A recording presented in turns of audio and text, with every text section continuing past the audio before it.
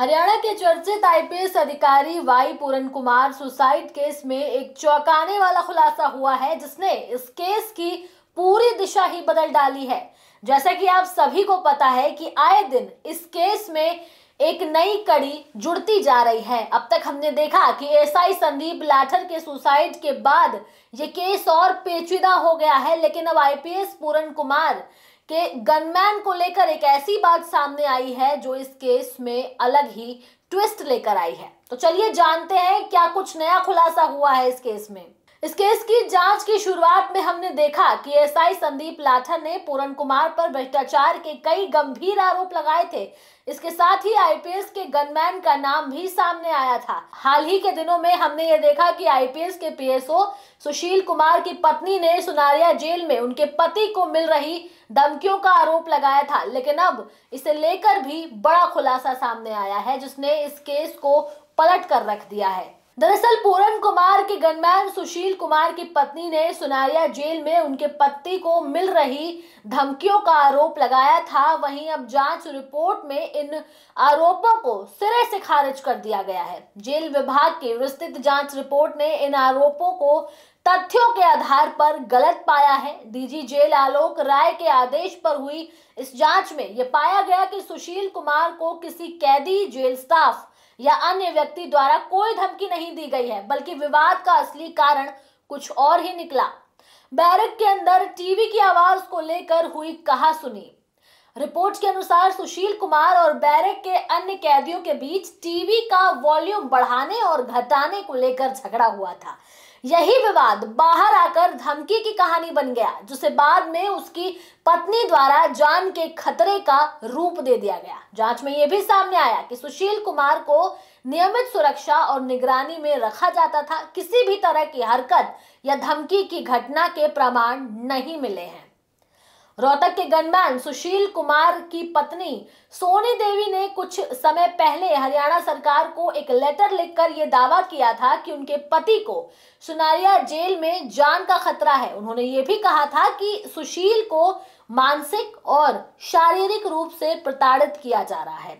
ये शिकायत सामने आते ही मामले ने राजनीतिक और प्रशासनिक हलचल मचा दी थी। सोनी देवी ने आरोप लगाया था कि वाई पूरन कुमार सुसाइड केस में उनके पति सबसे अहम गवाह हैं और जिन प्रभावशाली अधिकारियों के नाम पूरन कुमार ने लगाए थे वो उसे चुप कराने की कोशिश कर रहे हैं। उन्होंने यहां तक भी ये कह दिया कि चूंकि पूरन कुमार का परिवार अनुसूचित जाति समुदाय से है, इसलिए उनके पति को जानबूझकर निशाना बनाया जा रहा है। इस शिकायत के बाद डीजी जेल ने तुरंत संज्ञान लिया और 4 नवंबर को सुशील कुमार को रोहतक जेल से अंबाला सेंट्रल जेल में शिफ्ट कर दिया गया था। इसके बाद मामले की विस्तृत जांच शुरू हुई।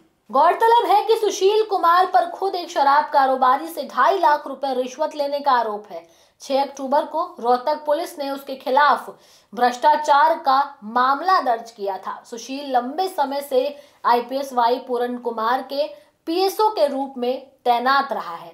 आरोप है कि वो ये राशि अपने अधिकारी के नाम पर मंथली के तौर पर मांग रहा था। यही कारण है कि उसकी भूमिका और बयान दोनों ही इस पूरे केस में महत्वपूर्ण माने जा रहे हैं। चलिए अब ये समझते हैं कि चंडीगढ़ एसआईटी की जांच में वो बड़े पॉइंट क्या हैं जो इस केस को अलग दिशा देते हैं। दरअसल एसआईटी अब तक 25 लोगों के बयान दर्ज कर चुकी है। इनमें से अधिकांश रोहतक जेल के पुलिस कर्मचारी हैं। इसके अलावा पूरन कुमार के निजी दोस्त, वकील और जान पहचान वालों से भी पूछताछ की जा चुकी है।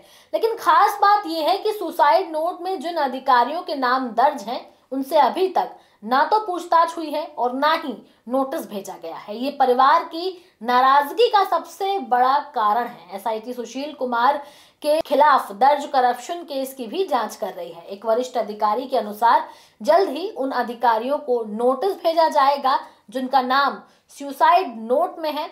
वो भविष्य की जांच के लिए सबसे महत्वपूर्ण कदम माना जा रहा है। एसआईटी ने कई अधिकारियों और पुलिस कर्मियों से पूछताछ की, लेकिन अभी भी 2 अहम गवाहों के बयान दर्ज होने बाकी हैं। पहला, वाई पूरन कुमार की बेटी जिसने सबसे पहले अपने पिता का शव देखा था। दूसरा, रोहतक के तत्कालीन एसपी नरेंद्र बिजारनिया जिनका नाम विवाद में आया था। हालांकि घटना के बाद उन्हें पद से हटा दिया गया था, लेकिन अब तक एसआईटी ने उन्हें बुलाया नहीं है।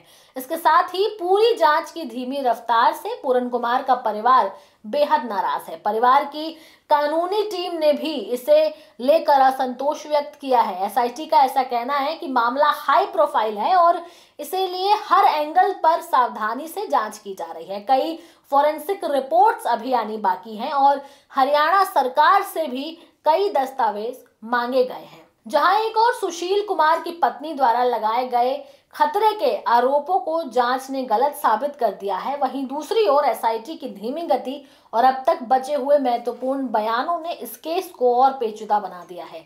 जेल जांच रिपोर्ट ने भले ही एक बड़ी गलतफहमी को साफ कर दिया हो, लेकिन वाई पूरन कुमार की मौत से जुड़ी कई गंभीर बातें अब भी परतों में दबी हुई हैं। आने वाले दिनों में सुसाइड नोट में दर्ज नामों की पूछताछ और बचे गवाहों के बयान इस केस की दिशा तय करेंगे। अब आपको इस मामले में क्या लगता है? आप भी अपनी राय हमें कमेंट सेक्शन में जरूर दें। इसके साथ ही हमारे चैनल न्यूज़ टाइम को सब्सक्राइब करें, लाइक करें, शेयर करना ना भूलें। नमस्कार।